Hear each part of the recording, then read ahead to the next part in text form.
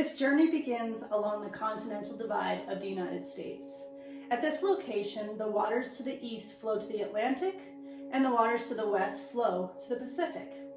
Now, we visited a really special region of Wyoming, and that region is called the Tri-Basin Divide. At this location, the waters spread and they travel to different locations in the United States. So what does the Cutthroat, Slam, and the Tri-Basin Divide have to do with each other? Here the waters part in three different directions, and they've done so since the last ice age. So the populations of Cutthroat have become isolated, and each has changed enough to merit subspecies.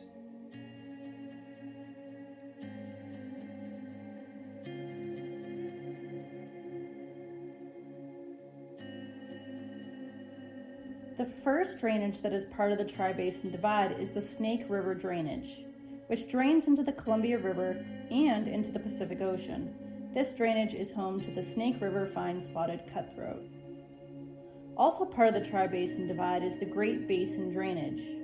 Tens of thousands of years ago, the Great Basin was comprised of an ancient lake 10 times the size of the Great Salt Lake, named Lake Bonneville. Several subspecies of cutthroat evolved here, including the Bonneville cutthroat. The last basin as part of the Tri-Basin Divide is the Upper Colorado drainage. Wandering south, the waters here flow into the Green River and eventually merge with the Colorado River. Ultimately, the drainage flows into the Sea of Cortez. This area is home to the strikingly beautiful Colorado cutthroat. The last drainage is not part of the Tri-Basin Divide. In fact, we had to travel quite a ways to go to the Missouri River drainage. The waters here flow north and eastward into the Missouri River. From there, the waters flow into the Mississippi River and ultimately into the Gulf of Mexico. These headwaters are home to the Yellowstone cutthroat.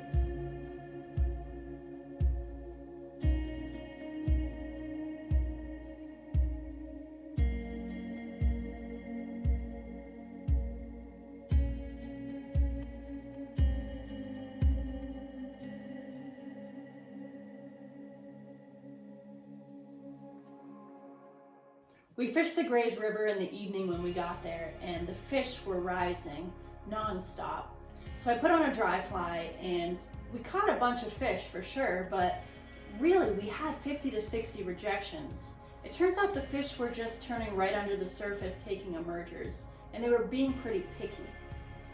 We did fish the next day and we had quite a few big fish on. Jim was able to net a few, but the fishing was a whole lot of fun on the Grays River. I would go back and fish the upper section more than the lower section. Lower section was great, but it did have more car traffic and ATV traffic.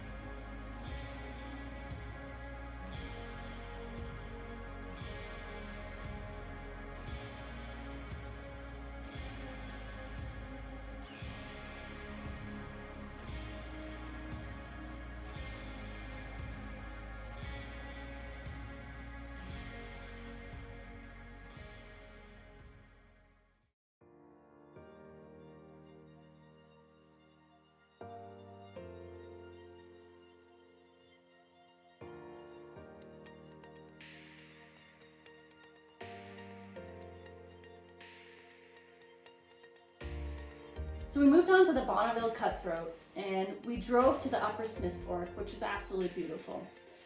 When we parked our van, Jim said, I'm gonna set up camp, and I looked at the river, which was really not much more than a trickle in some areas, and I saw my rod, which was already set up, and I said, I'm gonna go and I'm just gonna fish that hole really quickly. He gave me the nod, so I headed down. First cast into a place that's a run of 4 feet long and probably not more than 2 feet wide. I hooked into a big 16-inch Bonneville cutthroat. So I'm yelling and I'm saying, get the net, get the net. He's running down and he grabbed the net and I got the fish, and it was just a beautiful fish. I couldn't believe it, right at sunset.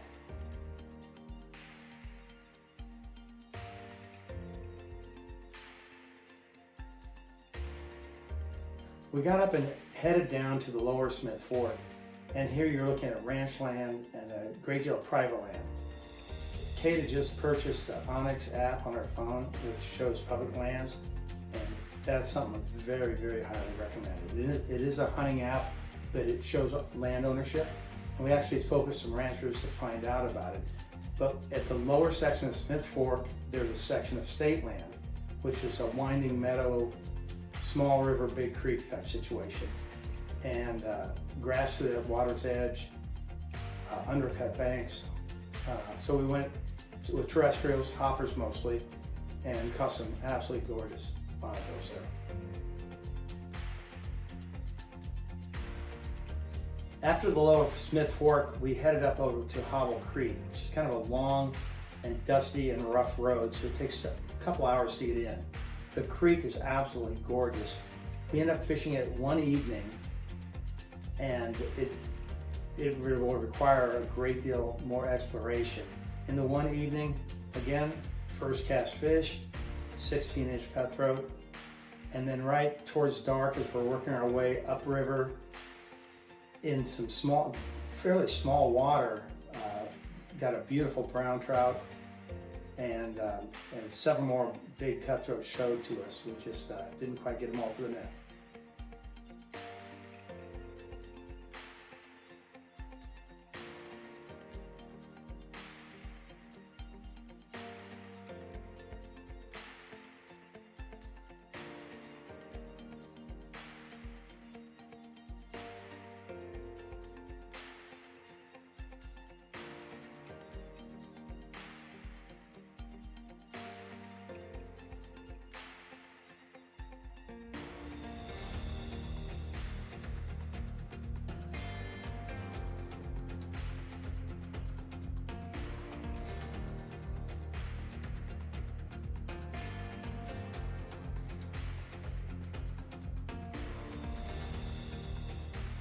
We went to the Hobble Creek campground, where we decided to do a 3-mile round trip hike to Lake Alice.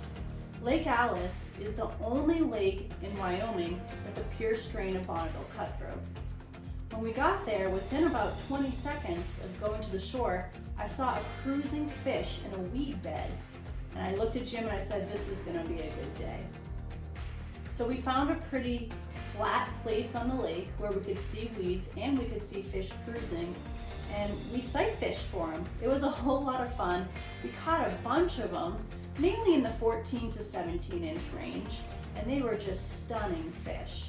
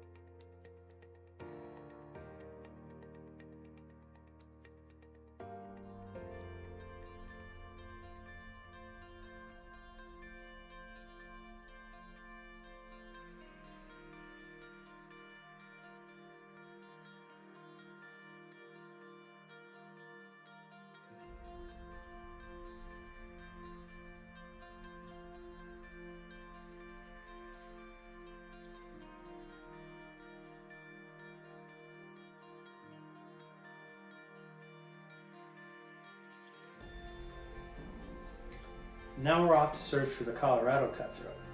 The journey took us over into LaBarge Creek drainage, and we did stop and fish some BLM land in lower LaBarge Creek and caught some browns and rainbows or cutbows. Then we headed up into the water above the barricaded dam and was trying to get our Colorado cutthroat. We fished runs that were absolutely gorgeous. We saw no fish, we saw no basically nothing to fish. The creek almost seemed sterile. We talked with some other fishermen. They were in the same boat, and one of their friends trying to finish the Cutthroat Slam said he spent almost 16 hours to catch a 9-incher.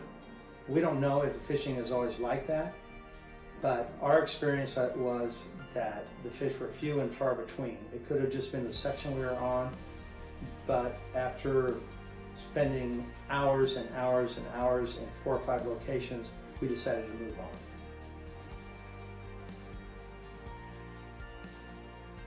As a fallback on the Colorado Cutthroat, we had North Piney drainage in mind. So we headed over some very historical passes and camped on North Piney Creek. We fished some lower BLM land and caught some cutbows, brook trout.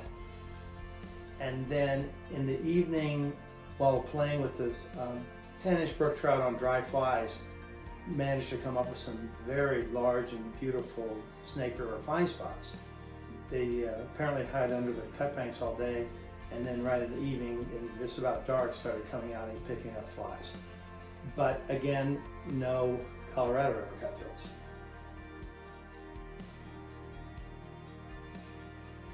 So at this point, we were considering dropping the Cutthroat Slam and saying, let's just explore other places, because we had really tried for quite a while to get the Colorado Cutthroat.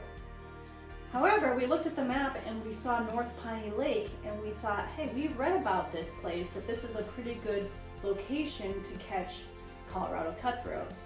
So we didn't know much about the trailhead or the trail, other than we looked at the map and we thought it was around 8 miles round trip.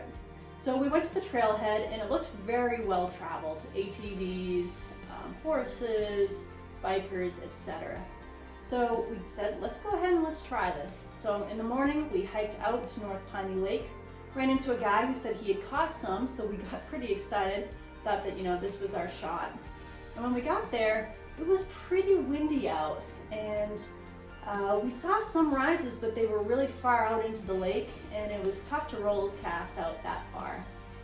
However, I found some places where I could back cast and get my fly out a little bit further, and we did manage to hook around 6 and get them to the net. So we were thrilled. It was a beautiful lake, and it ended up being about a 10-mile long hike, but fairly moderate and level through a valley, and we were thrilled that we could move on with our Cutthroat Slam.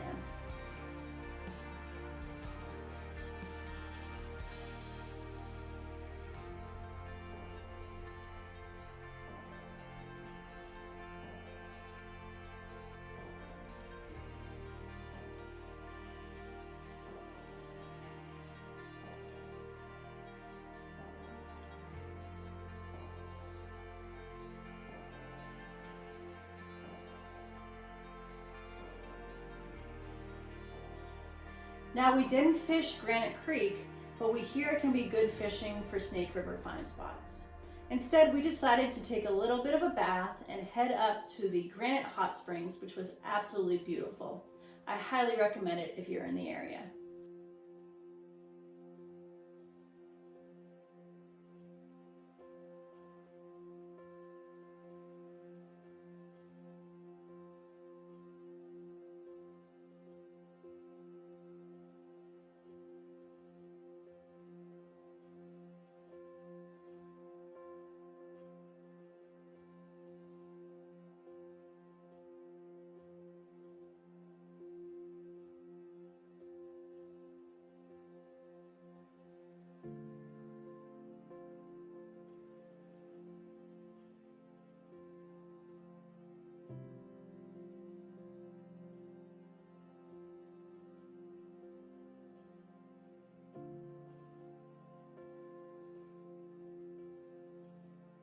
So the last fish on the list to make the cut slam was the Yellowstone cutthroat. The closest we could get and try to shave a few miles off our trip was hitting the East Fork of the Wind River, where there are both Snake River fine spots and the Yellowstone cutthroat, especially the headwaters. We headed up into the National Forest land, and just on some information from a local couple we had met, pulled off, and it was, to me, the highlight of the trip. It was creek fishing in a creek you could almost jump across in places.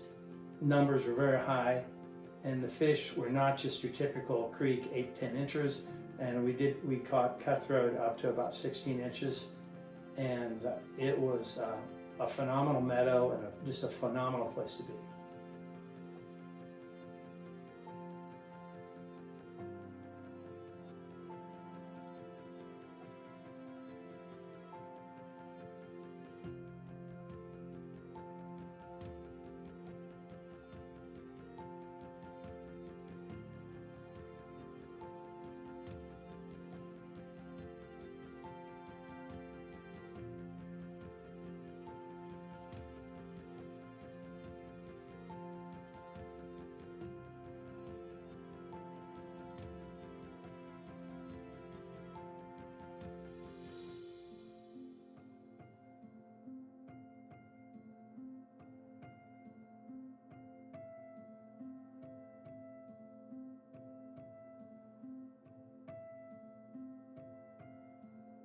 We completed our Cutthroat slam, which we were thrilled about, but our journey didn't end there. We had to head home, and on our way we decided to just stop at a few places, one of which was this beautiful lake where we caught some really big, over 20-inch Yellowstone cutthroat.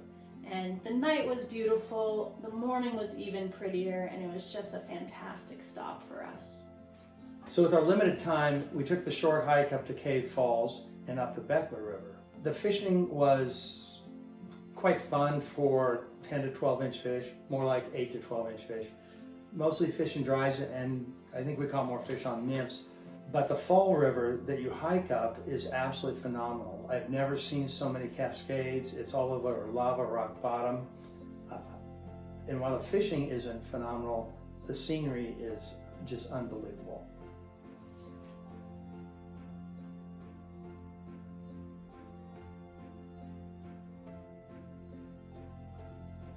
On our way home, we stopped at Henry's Fork, which is an iconic river. It was a beautiful evening with a great sunset. We did get skunked, but it was just a stunning night. In retrospect, if I had any advice to give, don't get so hung up on the slam. I remember there were a couple days on LaBarge Creek where, while not getting depressed, it certainly took the wind out of our sails. I think when you look back at everything, it's not the individual fish, it's the drainages, the mountains, the wildlife, the sunsets, the campfires.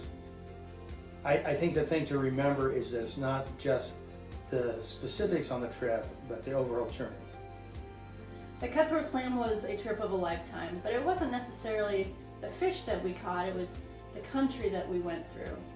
Beautiful drives. Specifically, we went through 2,400 miles, and more than 500 of it was on dirt roads. Scenery, the company, the fisheries, it was just an incredible time. I hope you get out there, and I hope you do it.